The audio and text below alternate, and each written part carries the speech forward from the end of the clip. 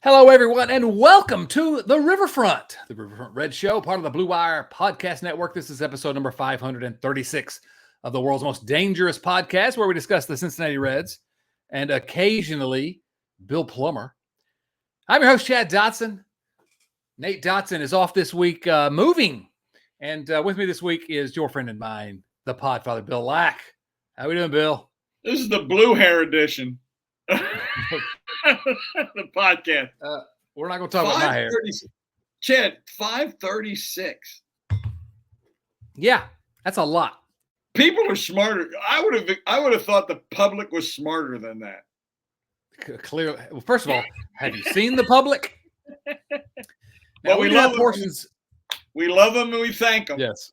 Yeah. Portions of our listening audience are better than average, but in general, the public doesn't have much discernment. Yeah, that's a lot of episodes.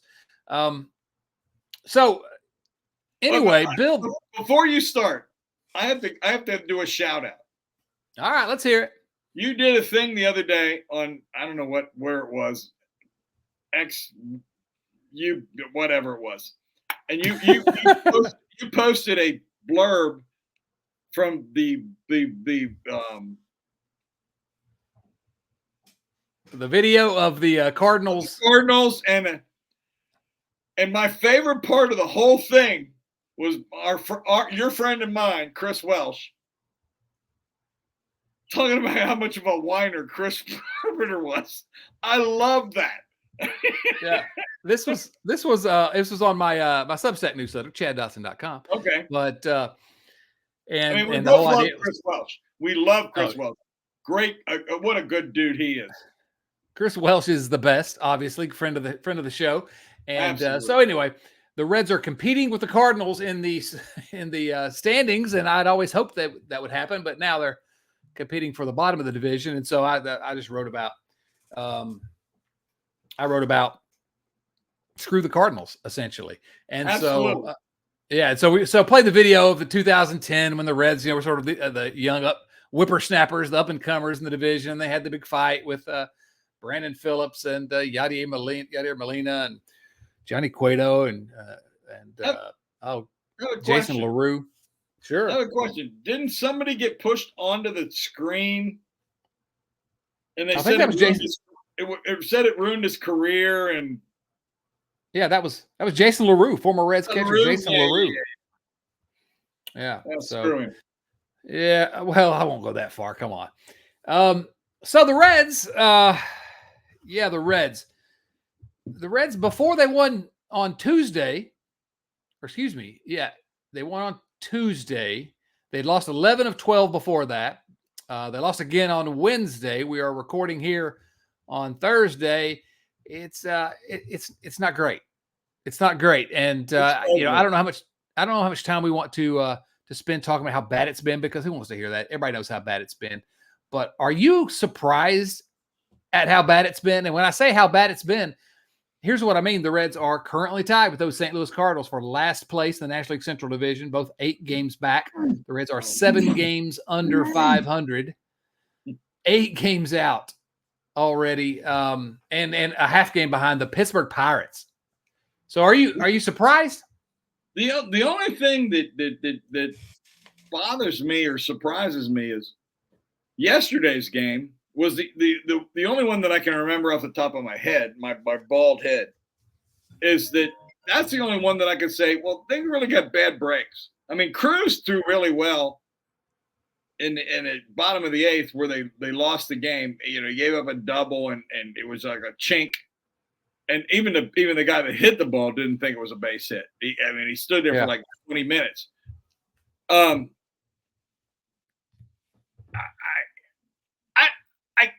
I'm frustrated. I'm angry, but I can't say I'm surprised with the injuries they've had.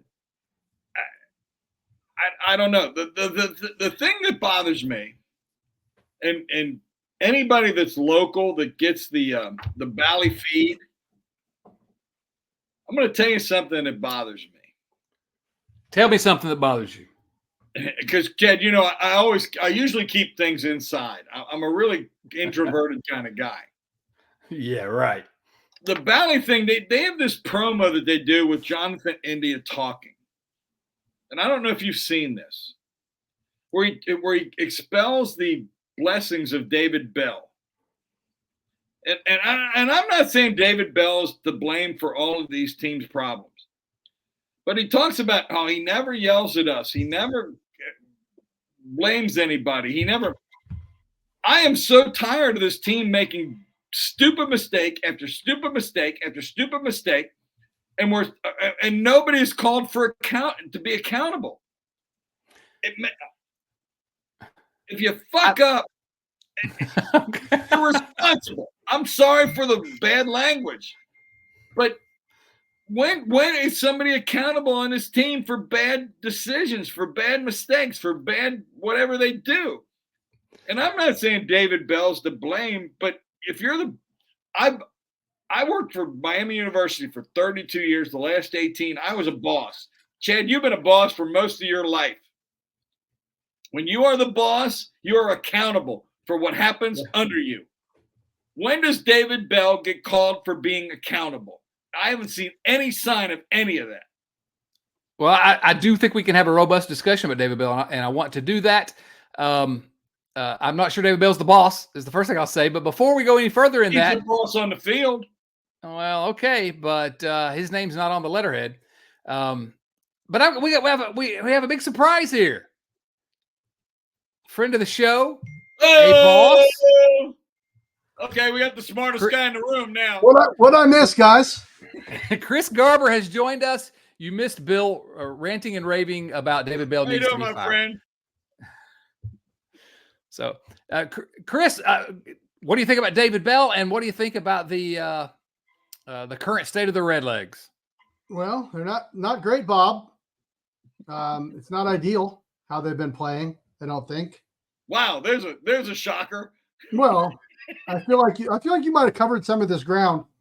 I mean, I don't know what to say that hasn't already been said. I mean, they're not hitting great. They're playing pretty stupid a lot of times. The lack of depth, which we complained about in the offseason, and people told us to quit complaining. And that's not David Bell. That part is not David Bell's No, fault. it's not. But it's coming back to haunt them because they thought they had 6 good young players, and they still might. But things happen. Chris, can I ask you a question? Please. How much of the bad play and the mental errors, the bad decisions, do you attribute to David Bell, and do you feel like he has made any public decisions where he's willing to take a credit for those bad decisions? I don't know. I mean, it's a good question because, like, generally speaking, I think professional athletes should be able to play professionally without having minute by minute supervision. But this is a young team, and they knew it was a young team, and they presumably thought David Bell would be a guy who could guide the young players into, the kind of professionals I'm talking about. So so far failure to do so is kind of a problem. And I think I started with this earlier. There's a promo? You get Bally Sports up there in Columbus? I do not have. I don't have that anymore. I canceled the cable company. Well, one of their promo things is Jonathan India talking about David Bell, and he's our nurturer. He's our, he never calls us out. He doesn't. There's no, and to me, and I may be wrong, and people will let me know. There's no accountability.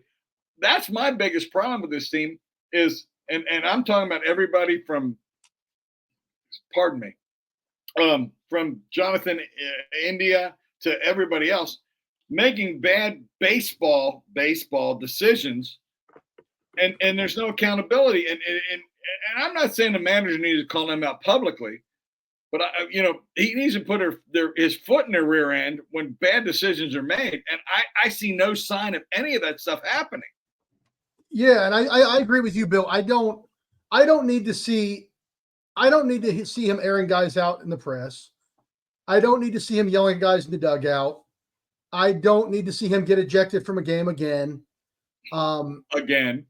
But, you don't – and I kind of just care about results, right? Like, there's a lot of ways to manage groups of people, but you haven't seen any of those things. You haven't even seen kind of like strategic silence where the answer is like, yeah, we're not playing great and we're going to have to change. It's just this kind of everything's great in the world, even though we've lost 11 to 12. And the other weird thing is, like, you talk about accountability. The lineup and the playing time hasn't really reflected. And granted, there's a lot of guys who stink. There's a lot of guys who deserve the bench, but you don't. And again, I'm not saying bench this guy or whatever. And there hasn't been anything so egregious like a guy not running out of a pop up or a ground ball where you could just pull him out of the game and make a big show of it. So I don't want to go overboard on it, even though we are on a podcast. But I don't see there are no signs to me that he is managing this team in a way that's making it better. Do you think that, do you agree with me that this team may be in a point where they feel like they need to make a decision? Well, I put something out on Twitter.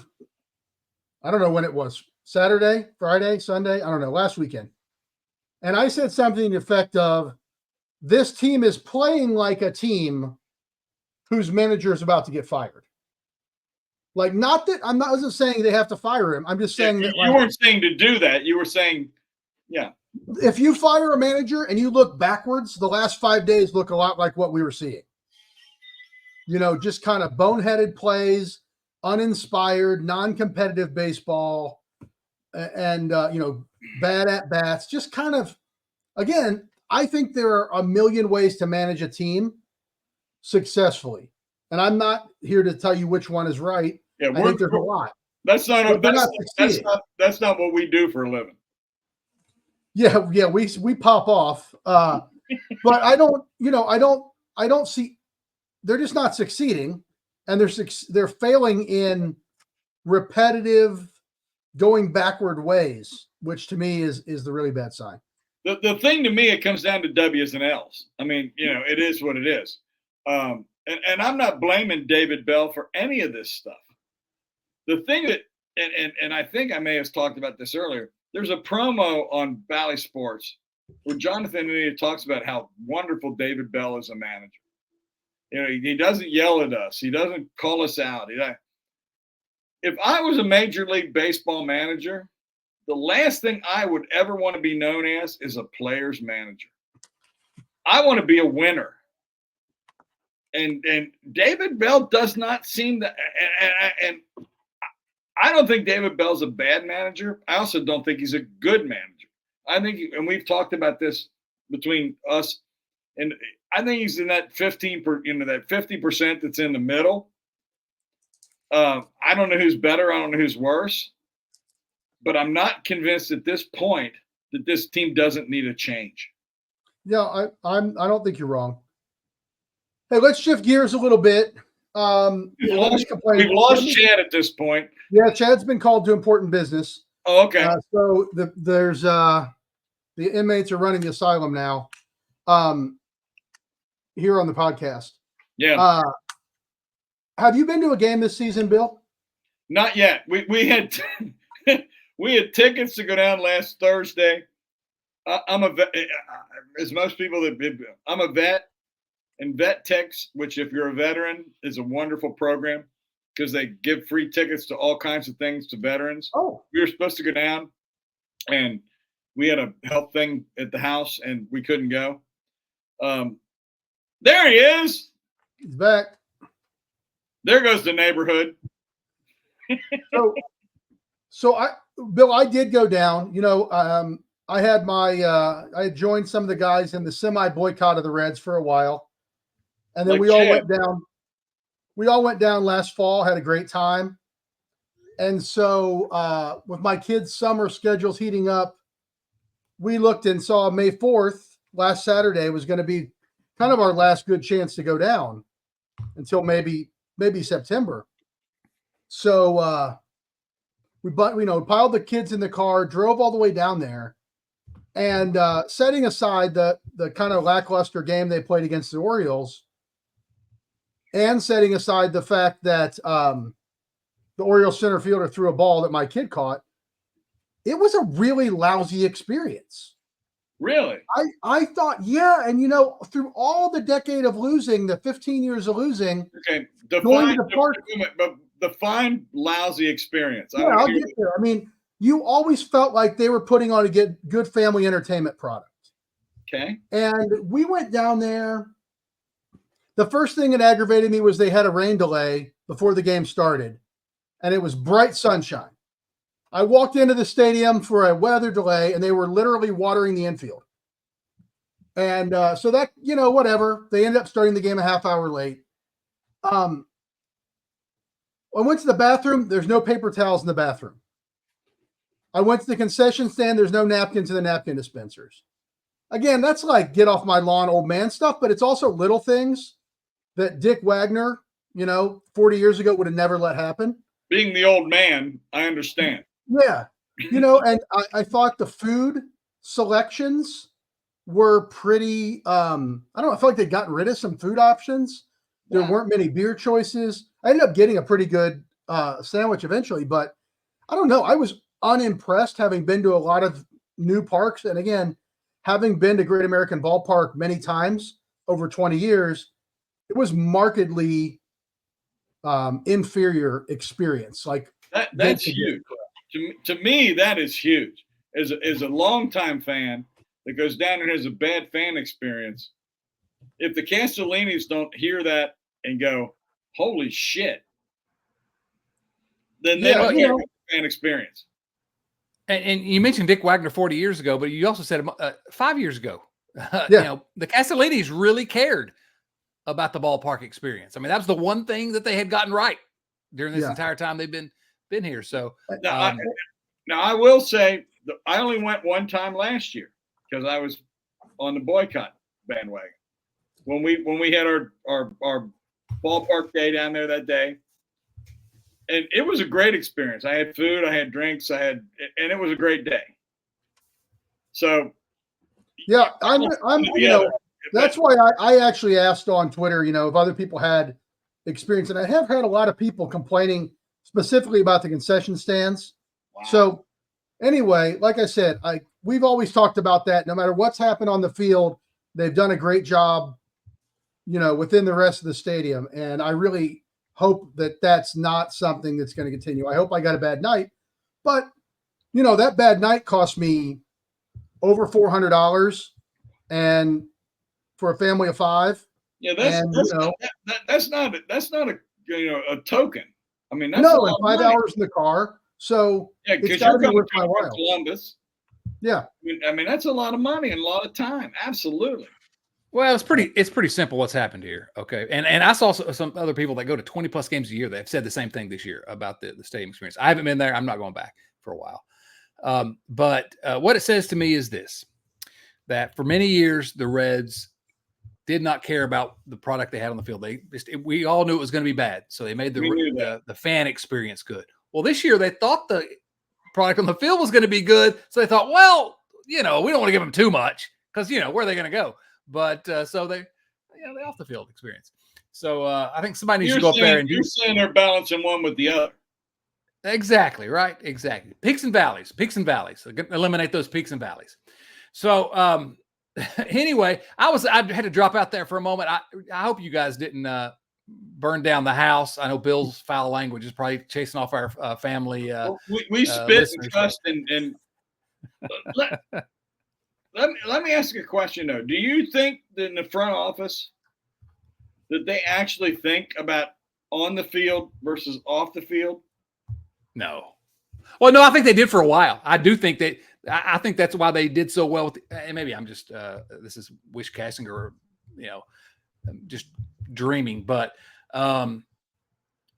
if they knew they were going to be bad for a long time, and they knew they weren't putting any money on the team, and they're rebuilding. We need to build for the future. I do think the Castellinis went all out, almost all out, to at least make the experience good, because and I think they did. I mean, I really think they did for a long time. Field experience. Yeah, right. If you're going to, you had to have some reason to come to the game, and it wasn't going to be because the Reds were going to win. So let's have some good food options, and let's and I think they did that for a while. The attendance wasn't great, but it was fun to go out to the ball yard. If it's not going to be, it's still fun to go to the ball yard. The ball yard is the ball yard. Yeah, but you want a napkin, don't you, Bill? Chad, you've seen me drink beer. I don't need a napkin. Buddy, I've seen you eat, and you need a napkin. All right. So quickly run through the news, if we could. Last week, just what are we going to say? Swept by Arizona at home. At some point, we've got to get to the news. Yeah, I guess. Lost 2 of 3 to the Giants at San Francisco, then lost 2 of 3 to Arizona. Starting as we're recording here tonight, they will begin later a series with the Los Angeles Dodgers. What is it, 7 of the next 11 are with the Dodgers? Yeah, that's going to be fun. That should be really, really fun. So TJ Friedl came back. For what, 6 days? And then TJ Friedl broke his thumb. He's back on the DL. Jacob Hurtubise took his place. So major league debut. Congrats to him. And then first of all, getting Friedl back in the parlance of our times, as Nick Kroll might suggest, that was just like making a trade, getting TJ Friedl back. That was we just like said last year at the break, right? At the free agent. So the offense is bad, going to continue to be bad without him, presumably. But the worst part is the pitching's been going well, the starting pitching, and now Nick Lodolo is on the injury list with a left groin strain. Can I cut in here to about the starting pitching? Sure, why not? Because we've all and many people have been panging on Hunter Green. And I don't know what game score means. I don't know how important it is. I don't know really whether it's a good number or whether it's not. But thus far this year, his best game score was 80. His low was 42, and his average has been 57. Last year, his average was 51. That's a pretty good increase.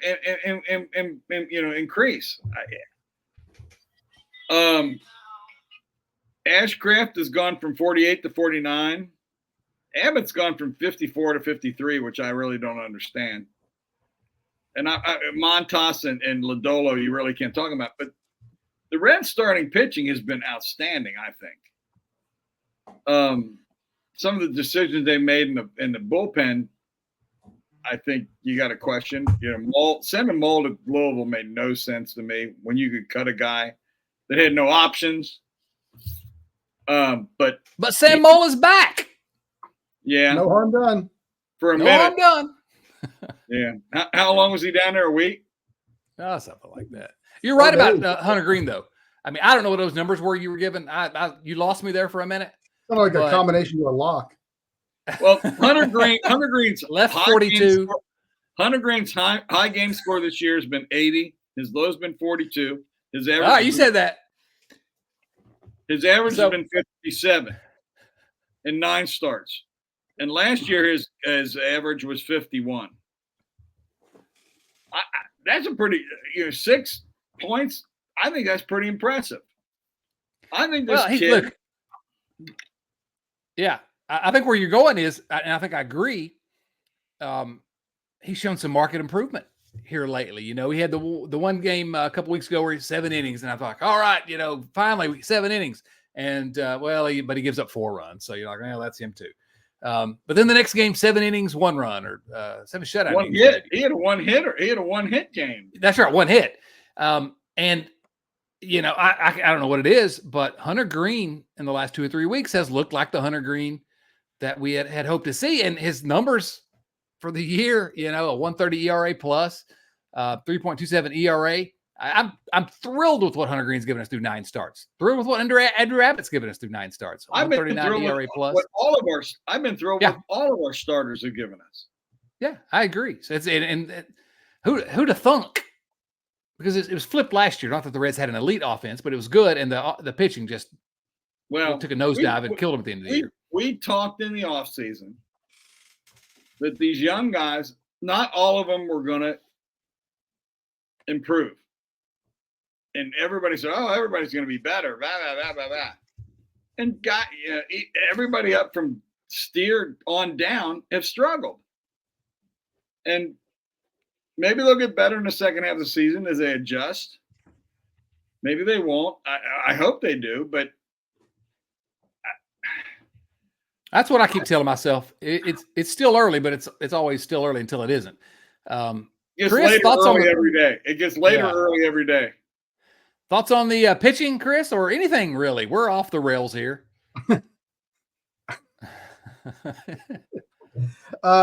No, I don't have any thoughts on the pitching. I don't like pitchers. I like batters. That's been a consistent opinion of yours for many, many years here on the show. Yeah, I even more so when I played. I really didn't like pitchers, but What about hitters? So we're going to the Big 50 now. We know who wrote what part of the Big 50. Yeah, right. Oh yeah, I couldn't let him near a pitchers chapter. But what about hitters? Like, for example, the Reds' classic number 3 hitter, hitting number 3 tonight, Mike Ford. Mike Ford. I'm happy to see it. This is, he really brings up memories of great Reds first basemen from years past, like Roberto Pettigini and Jason Vossler. Calvin Pickering. Brian Hunter, the other one. You guys are just throwing names out that I don't even remember. They aren't even baseball players. Yeah, they sure? are actually. Guys from my third grade class. So how does Mike Ford go from he wasn't good enough, the Reds just got rid of him. Cut twice. Yeah, to hitting third multiple times on the major league team? I mean, how does that even happen? What is this? What is going on? It isn't it funny? It's kind of like the old Dusty Baker deal where like the center fielder had to bat lead off. Right. Like Mike Ford, well, he's gonna play, so he's gonna play first base, and I guess he's gonna bat third. I don't know. It doesn't make it. I never understand that deal. It's like he's barely good enough on the team. It's like Dusty's old Sunday lineup. Yeah, but why should in Little League, the worst player on the team bats last. Not on the Reds. Since this guy was cut twice in the last 3 weeks, I would assume he is among the worst players on the team. Yet he's batting in the spot where the best player bats. Yeah. Sure. I mean, okay. Tonight's lineup. Home runs tonight. And he probably will at 2 home runs hitting third tonight. I mean, that's the way it works. But tonight's lineup for the series opener against the Dodgers. I mean, who is the most frustrating player on the Reds roster to you guys? Connor Capel. Because I'm not sure he actually exists. I've never actually seen him yet. But he's in the lineup tonight. Mine is Fairchild, and I admit my prejudice. I think he's a good defensive outfielder, but why you would ever let him hit against a right-handed pitcher is beyond my understanding. And I'm sure he's a wonderful human being, but I just don't get it. We sat out in Stew Country at that game I went to last Saturday. Stew Country. So we had a lot of time, my family and I, to contemplate Stuart Fairchild, his role on the Reds, his performance, his refusal to throw a ball to my daughter. Oh, how dare he! He's out of here. Stu likes people in the right center stands a lot more. Anyway, no, I'm not going to say things bad about Stu as a person, but no, I continue to believe he is a fifth outfielder at best. Probably a good AAA outfielder. Yeah, that's better than me. Much better than I am. Me too. But he should never start against a right-handed pitcher. Ever. I hope Bill wasn't unclear about that. Ever. Two things. So this has to be. This is a team that we thought weren't going to be gangbusters this year, but we thought had a shot to be competitive. I think we all agreed with that.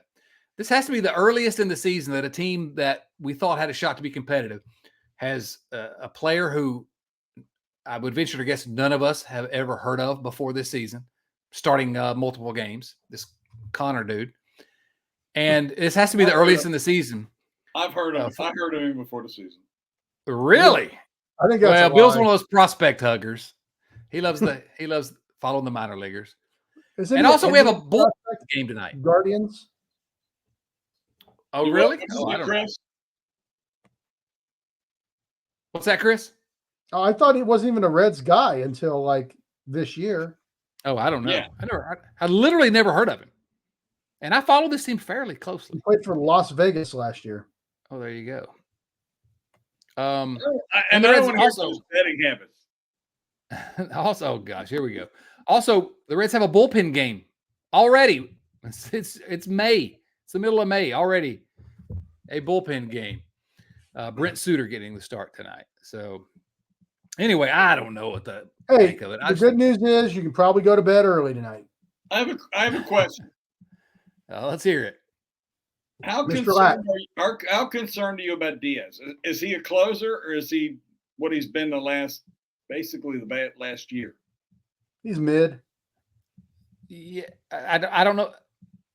I don't know if concerned is the right word. Yeah, I'm at one time thought he had a chance to be elite. I've come well off that opinion.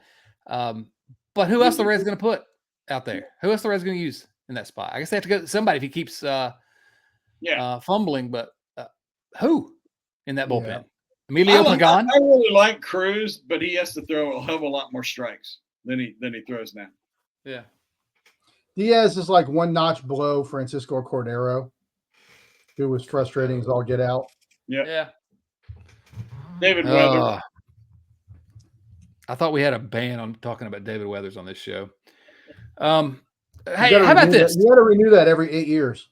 That's right. I forgot to do that. Like a trademark. I forgot to pay my registration fee or whatever. Yep. So let's answer some viewer mail questions. You want to do that? Please. Because we've lost the plot here. First one, these all come from our friends at patreon.com/Riverfront Cincy. First question comes from family member Kevin Lynch. Kevin, here's my question. Why do we, Reds fans, do this to ourselves? There has to be more enjoyable ways to spend 3 hours a day, right? Increasingly, I do find myself finding more enjoyable ways. Self-flagellation. Yeah. Remember, we got to keep that clean rating. That's as good as I can do. As I was mentioned earlier, I canceled cable last year, and because let's blame Rob Manfred, they don't want me to stream the games, so I have no way to watch the Reds, at least legally, in Central Ohio, other than subscribing to Spectrum, which I'm not doing. So I don't watch many games. I listen to some, but I have found, I don't know if there are better things to do with those 3 hours, but other things to do with them. Yeah. They are on a second screen at my house usually. I'll have them on the laptop over to the side just so I can kind of glance over and check occasionally, but it's rare that they're on the television these days. I mean, I follow everything that's going, follow the games, follow the scores, and keep the game on, but they're not fun to watch right now. And I was expecting a team that was going to be fun to watch. Depending on the day, I'm watching or I'm not. I can't even give you a reason I do one or the other. But it's force of habit sometimes, right? You're sitting on the sofa. It's what you always have done. Toss it on the TV. But yep. Chris can't even do that. And unless my wife tells me, turn that shit off. This is going to be written explicit lyrics. And we all know, Chad, you've met Chad and Chris, you guys have met my wife. She's the boss. That's true. There you go. All right. Next question comes from Joe Farsing, host of the Riverfront Bengals show. What's worse, watching the current Reds or watching a theoretical version of the TV show Full House, where every character is played by either Melissa McCarthy or Mark Ruffalo, and the theme song is sung by Bruce Springsteen? I think this is on you, Chad. Well, I'll say this. I mean, everyone knows at this point that I think Bruce Springsteen is the most overrated musical artist of all time, and Mark Ruffalo is my mortal enemy. But I won't sit here and listen to slander about Melissa McCarthy, who is in every way delightful. Really? I would rather watch this theoretical version of that television show with Melissa McCarthy, because she is utterly delightful in everything she's ever done. So that's what I'll say to that. Everything? Everything that I've seen. All right, next question. Seth Shaner. And this is where we can get into what Bill was talking about earlier. What are the chances that David Bell's endless positivity will eventually pay off? I feel like I can only say take so much of him saying, as he did after yesterday's game, that the Reds are a really good team. He does keep saying that. The Reds are a really good team. So I guess the question here is, and let me pose this to you first, Chris, because Bill talked about it a little bit earlier. David Bell, is he going to be the scapegoat here? Should he be the scapegoat? What are you thinking about David Bell at this point? Yeah, we got into this actually a little bit when you were indisposed. Oh, but, okay. Well, then never mind. My quick version is, I think there are a lot of ways to successfully manage people and baseball players. I don't think there's any one right path, but I don't also see any evidence that David Bell was on such a path. I don't know. I would really like to know what the players think of his continued "Happy Days Are Here Again" act. I'm sure they're happy that he's not running him into the ground, but I also wonder if they just look at each other and are like, "What's he talking about? We sucked. Yeah. We played terrible today. Who's he kidding?" So that's my take. There you go, Bill. You have another take that you haven't shared yet. I wonder if he has a take that makes this team understand that there's a different path, and whether there's, and I don't know. I mean, this is a very young team. I don't know who the oldest guy on this team is. Martini, maybe. That says, we're going out every day and playing bad baseball. We're making base running mistakes. We're throwing balls away. We're doing. When is somebody called accountable? And it doesn't seem to be coming from management. And I don't know if that would make a difference or not. It may or may not. But this is a team that was expected to contend for a playoff spot, and this is also a team that may be buried by the end of May if they don't change the way they're playing baseball. Yeah, I mean, there's a difference between what the Bell. There could be a difference between what Bell says publicly and what he says privately. We have to concede that because we're not behind closed doors. And there is a part of leadership where you don't want to run your guys down necessarily in public. But I don't know. I don't see I've never seen a lot of urgency out of David Bell managed teams. And I don't see a lot of things getting better, frankly. And maybe some of that's the injuries, a lot of injuries. But some of it is the fact that David Bell's players aren't exactly the 1976 Cincinnati Reds, right? So, sorry. No, go ahead. Who is the leader of this team? I think that's a great question. Credible leader. Somebody, there's a lot of ways to be a team leader, right? But usually you got to be a veteran or a star or a starter, a regular starter, probably who's been there for a while, or a really strong personality. And I just looked at the roster. I mean, Luke Maley and Nick Martini are the only guys who are really over like 30 on the position players. They don't play regularly. Candelario that's where I'm going to get, India, I guess, but he's bad. He's bad at baseball, and I don't You can't be a terrible player and be a leader. You can't be telling people how to do it if you're, continue to be under 90 OPS plus or whatever. Well, can Maybe. But let me pose something. Much. Let me. You're right. Let me pose something here. I didn't mean to interrupt you there, but I did. I know, and I don't know that this is a real thing or a real take, but because my my love for the guy clouds my judgment sometimes. But well, it would be nice to have a Joey Votto around this clubhouse right now, right? And he could get some at bats with all the injuries. Of course, he's injured now too, but. I was gonna say this has got he's taken one swing this year. So Chad, let's move on. Hit a home run. There's been a couple people have made that point, I think, pretty well. Both sure would be nice to have a veteran who's been there and done that in this room, and called out we don't have any at bats for a first baseman nonsense. Yeah, really. I don't disagree with any of that. This is a guy that stepped up in Toronto for one swing, hurt himself, and hasn't been seen since. Come on, let's move on. Come on, guys. Yeah, but if he's not in the Blue Jays dugout that day, he doesn't get hurt that day. If he's in the Cincinnati dugout, see, you're just there's differences in humidity, air pressure, butterflies' wings. But I mean, the point is, at least his veteran presence, he was the leader because that's true. Heard for years. I will agree with that. And it's a good question. I don't know who the leader is. Maybe it's Fraley. Maybe Candelario, I guess, has been around a little bit, but he's new to the Reds and is not playing particularly well. He's been better lately. And I'll be the first to admit that I've struggled over years with this veteran leadership crap.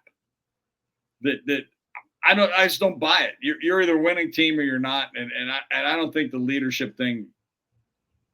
You bases on balls, base hits, and striking people out, and that's what wins ball games, not leadership. I struggle with all of those thoughts. And I don't disagree with that. And we've had that conversation before. I think it's way overblown in general that people talk about chemistry and all that stuff. That it has a way bigger effect. They think it has a way bigger effect, but there is something. And anyone that's been in a locker room or a clubhouse knows there is something to leadership and having someone model the way. It's true in corporations. I don't know why it wouldn't be true in baseball. I mean, I don't know. There's something. I think it's been overblown. I don't know how you equate that to anything. I don't know how you quantify it. You can't. I mean, and I agree. They could bring Skip Schumacher, Miguel Cairo, and Scott Rowland could all walk into that locker room. They're not going to be any better.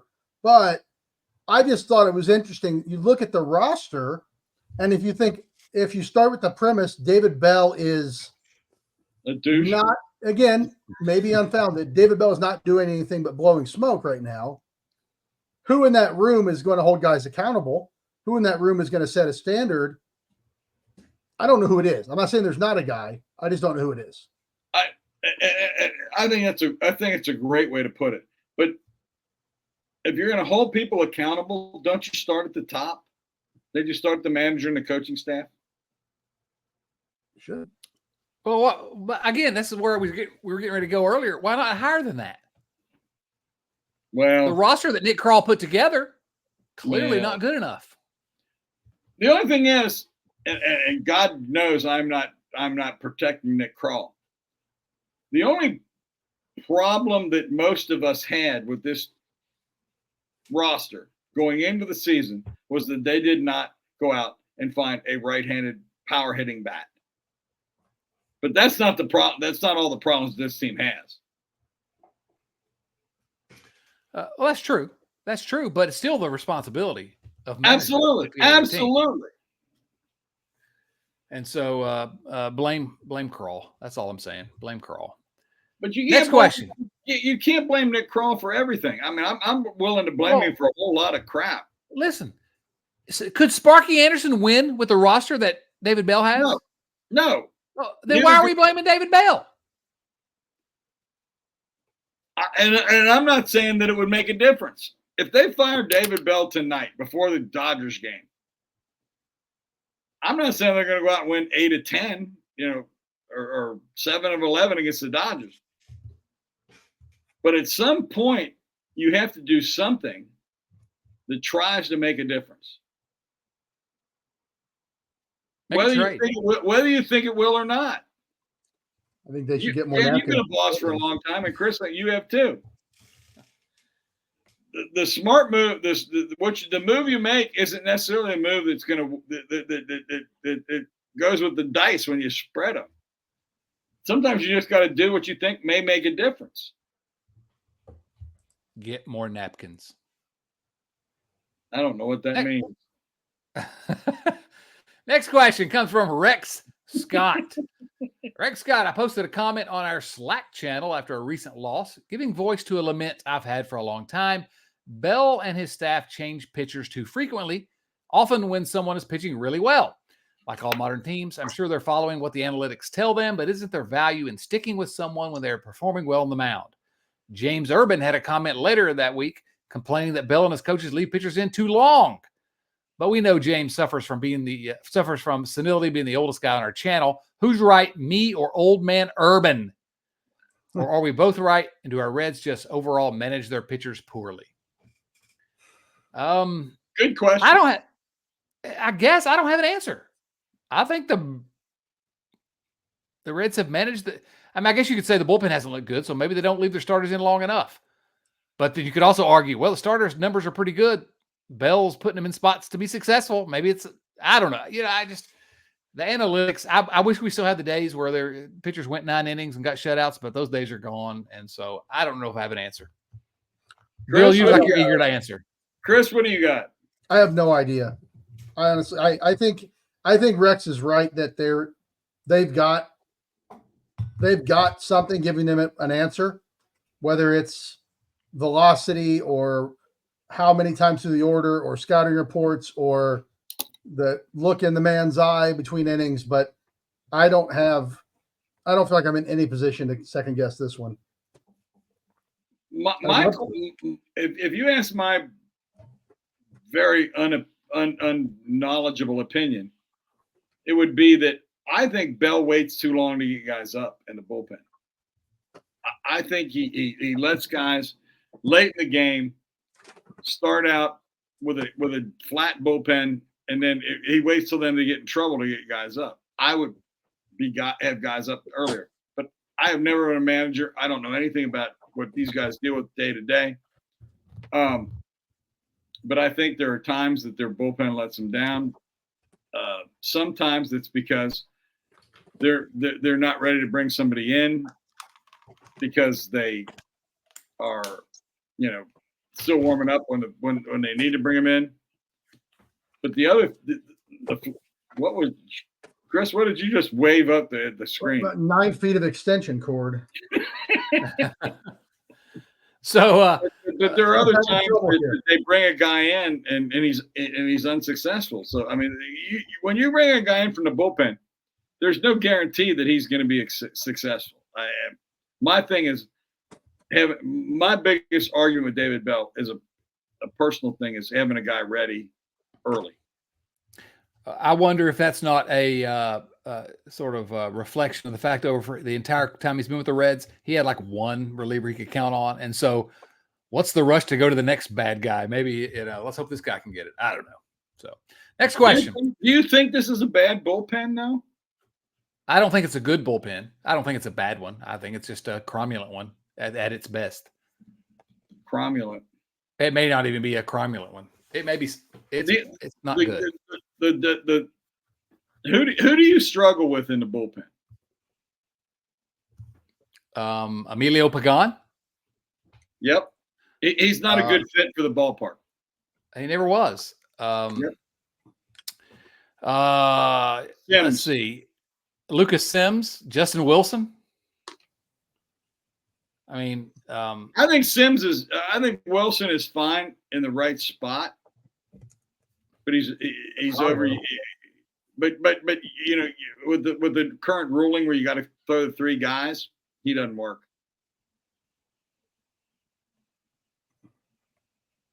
Rich Thompson. I don't have anything more to say about the bullpen. Next week is my birthday, and as per tradition, I will attempt to ride my birthday age in miles. This is on a bicycle, not in a car, which is what I do. On my birthday. That was very curious with what sort of conveyance Rich had in mind. Yeah. Rich Thompson is a big bicycler. Is it a regular bike? A different thing every year. Is it a regular bike or is it like a tricycle? Is it, those big tricycles, a big front wheel? Bike. It's one of those bikes with a big, huge front wheel. Yeah, like in a 1908. Yeah, I think he could ride a donkey.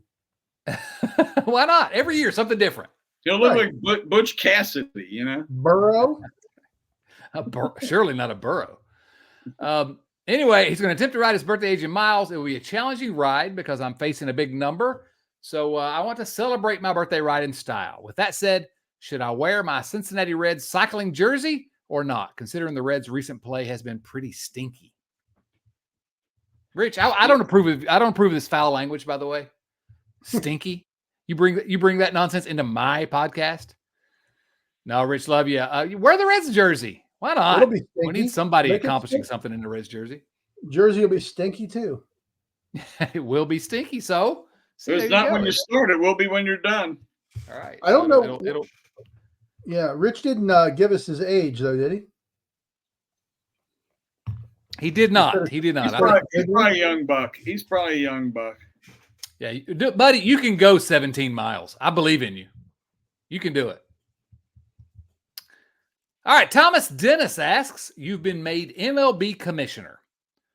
What are 3 big things you would do, and who are 3 people you would hire as advisors? Well, 2 of the advisors I would hire right here, Bill and Chris. The other is Nick Kroll. There goes the neighborhood. 3 big things you would do if you're MLB commissioner. Let me tell you the first one I would do, and then I'll let you all chime in. Get rid of the ghost runner in extra innings. That's the first thing I would do on day 1. What's next? What else would we do? What would we do? I would do away with the rule about throwing over to first base. Okay, Chris? I would figure out very quickly. This is a longer and harder problem, but figure out very quickly a way to sell individual streaming access to baseball fans and get rid of the blackouts. Let people consume your product. That may be the best idea of any of these. Thank you. I can't believe they've not figured out a way to let people consume the product. They're selling a product and they're actively keeping people. Like Chris Garber has watched at least 20 or 25 games in his life. He will watch games if you let him. I would. But, look, I know why. Theoretically, maybe if the check clears, they're getting money from Bally's. And Bally's wants to extort me into buying Spectrum, who pays Bally's. So I get why it is, but if you're going to let me be commissioner, I'm going to – because, look, it's not even about being a good guy. They've got to fix this because the old model is dead. Yeah, it makes no sense. They've got to figure out a way to unbundle and deliver the product to people. Yeah, what they're doing, and I'll honestly admit that I have not paid a whole lot of attention to this thing because I do DirecTV and I get Bally's and buy. But I've heard enough people talk about, like Chris, the guys that I respect and I know that are really smart guys, and Chad and other people, that this argument about the blackout and people that are living in areas where the blackout makes absolutely no sense. And at the same time that this knucklehead that's the commissioner of baseball is trying to grow the game, it makes no sense. What is it in Iowa? They have like 10 teams that are blacked out there? Yeah, something like that. Well, even the Reds, we take years ago, I've talked about this before, we take the kid to play travel baseball in a tournament in Johnson City, Tennessee, or in Sevierville, Tennessee, and the Reds are blacked out. I mean, it's crazy. It's crazy. Well, and their AA team is like 30 miles from there. Yeah. Right. So,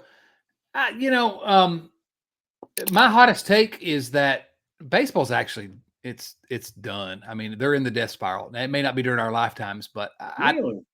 I don't see how baseball survives long term. It's going to be just a niche sport at some point. It's going to be, maybe not lacrosse, but I don't see any way, unless some visionary leadership shows up, maybe. But what do you think surpasses it, other than the NFL? I mean, I think everything's destined to be a niche sport, other than Really? maybe the NFL. Yeah. I just don't see how. I don't see the long term model in Really? the way the world is set up these days. Listen, I have kids. Chris has kids. You have to be pretty baseball I have crazy. a kid. He's not a kid anymore, but I have a kid. But the truth is, you have to be baseball crazy to watch baseball games these days, or old like us. My son, he just finished his first year of college. Has played baseball his whole life, loves it, absolutely loves it. And if we're going to the stadium, and he and I are going on a tour of a couple of stadiums we've never been to here over Memorial Day weekend, he's all in because he absolutely loves the sport, because he's played it his whole life. Fell in love with it. He won't sit and watch a game with me. Now he'll watch the highlights on Instagram or on TikTok, but he doesn't care about watching Major League. I think Major League Baseball's doomed. So that's not the question. I got off. I am shocked. My oldest is a Cub fan, so take it with a grain of salt. But he every night basically comes out, and as long as, again, they're blacked out for stupid things too. Like when they play the Pirates, we can't watch them, but he comes down and watches those games almost every night. How many of his friends never done before? How many of his friends are doing that? None. Zero. Exactly. Your son is obsessed with baseball. He's a weirdo. And he comes by it naturally. And so that's what I'm saying. None of my son's friends, the ones that played ball with him for years, since they were, 4 years old, they don't watch baseball games unless they're at the stadium. And you can't go to the stadium because they have no napkins. But, and I don't know if this is the same thing that you guys are talking about, but if the Reds are on TV here, if we go to the sports bar, there's a good crowd that came in to watch the Reds. And I don't know whether really? Yeah, absolutely. Yeah, absolutely. I think they probably came in for the beer. Well, that's me. But no, seriously, there's a reasonable crowd at every sports bar we go to. And Chad, we know bar. Nobody knows bars better than Bill and Linda. That's a fact. And they bring in people, and people come to watch the Reds. But that's in Cincinnati. And I don't know if that's different than where you guys are suburban or rural or out on the fringes of Reds country, or I don't know how to put it. And I don't know if that makes a difference. Oh, maybe. I don't know. That's my theory. The other thing I would just, we got 3 more questions. I want to get back to them. One other thing that for Thomas's question that I would do as MLB commissioner, actually the first thing I would do is I would eliminate interleague play. Absolutely. I never liked it to begin with. Yeah. Well, at this point, what's the point? It never made sense to me. It never made sense to me. Well, you were right, Bill. We can finally say after all these years. At some point when I get old enough, you're right, Bill. Right. At some point when I get old enough, I'm going to be right. It finally happened. James Urban says, let's talk about anything but the Reds. Okay. What's the movie coming out this year that you guys can't wait to watch? Either of you? I got nothing. Nothing? And I'm a movie, Chad, I'm a movie guy. It's true. I was reading about the Metropolis, or is that what it's called? Oh yeah, Metropolis. Yeah, Francis Ford Coppola. Yeah, I read a review of it a few minutes ago, and it sounds absolutely bonkers. Mine would probably be the Deadpool movie. The Deadpool movie, guys. I literally wrote something on our outline for the show. I was trying to tee it up for you. Neither of you gave the right answer. I thought those were James' choices. We were supposed to read something. Yeah, really. Chris, Sonic the Hedgehog 3, man. Chris, did you read what he wrote? I did. I thought those were James's choices, and I really No, I thought the one was fake, and the other one I didn't have any interest in. Well, If Sonic, Sabrina doesn't write it, I don't pay any attention. all right. Slow your roll, Bill. Sonic the Hedgehog 3, clearly. Oh, No, there the we one go. I'm not joking about is Gladiator 2. I'm interested in that. Gladiator 2. I don't want to spoil Gladiator 1 for you, Chad. Good point. Good point. But I'm having a hard time understanding how they're going to have number 2. Well, all I know is I'm all in because I don't know if it's true or not, but I heard that Timothy Chalamet is playing the Gladiator. Is that true? That's why I'm excited about it. I don't know. I mean, they did I have have two no Weekend idea at who that Bernie's. is. Who is it actually? I can't remember now that I'm thinking. It's clearly not Chalamet. That was someone named Paul Mescal. Oh yeah. No, he's good. He's good. I've seen him in Denzel Washington's in it, and Boba You know Fett's what? in it. You two guys like communicate. Mandalorian's in Well, it. you should like write a book together. No, never. We would never get paid if we tried to write a book together. We would never get paid. Next question comes from. I think we've lost Chris somehow. I don't know what happened. He dropped out. Joey Gaditza. Joey says, I could have picked any team to cheer for as a kid and settled on the Reds. Why did I do this? Same as us, Joey. You've lost your ever-loving mind. I was going to say a hard thump to the head. Yeah, that's clearly it. That's what happened to Bill. Hooper Powell. Right there. Which franchise-saving quarterback will the Reds draft number 2 this year? I mean, it's got to be Achilles Smith, right? Ooh, I like that idea. Yeah. Because none of us have any idea where Achilles is these days. Yeah, where is he? Where'd he go? Well, Chris Garber's battery died on his laptop. He just texted me, so we've lost Chris Garber. Bill, yeah, we got to get out of here. Bill, he's trying to get back on. I don't know what's going on. Let's see. Is he? Chris, there he is. No, I don't know. Are you there, Chris? It's a spinning circle on YouTube. Let's get out of here. All right. Bill, final thoughts. Wouldn't it be funny if the Reds won like 4 out of 7 of these games against the Dodgers? No, 6 out of 7. That's what I'm talking about. You've lost your damn mind at this point. I know but you already knew that. So, all right. So look at the riverfront. One of the two of us has a Dodgers hat. The other one hates the Dodgers. I'm not wearing a Dodgers hat now. Not at this moment. You got one in your closet though. Yeah, keep it in the closet. So now riverfront news. I called it the Riverfront Bingo Show earlier. It's actually Welcome to the Jungle now. They're doing great. Just recap the draft recently. Red Leg Roundtable still pumping out fantastic interviews. Seth Shaner, go back and check out all their previous shows. They don't go bad. And then of course Tim and Ben at Late Night Reds are kicking booty. And look, we may have him back. He's on his phone now. Look at Final words from Chris Garber. Look at this on the phone. Old school, man. Actually, that's not old school at all. So we're just wrapping up. All right, see you guys. See you, Chris. Take care, brother. Shout out to Adam Dunn, to Lisa Alberto, Wayne Krenchick, and Eli Cash for Bill Lack and Chris Garber. And is that Dunner? You're showing us on your phone there? A little Adam Dunn, Dragons bobblehead. Oh man, Adam Dunn on the Dragons. Yeah. So this is Chad Dotson saying, so long, everyone.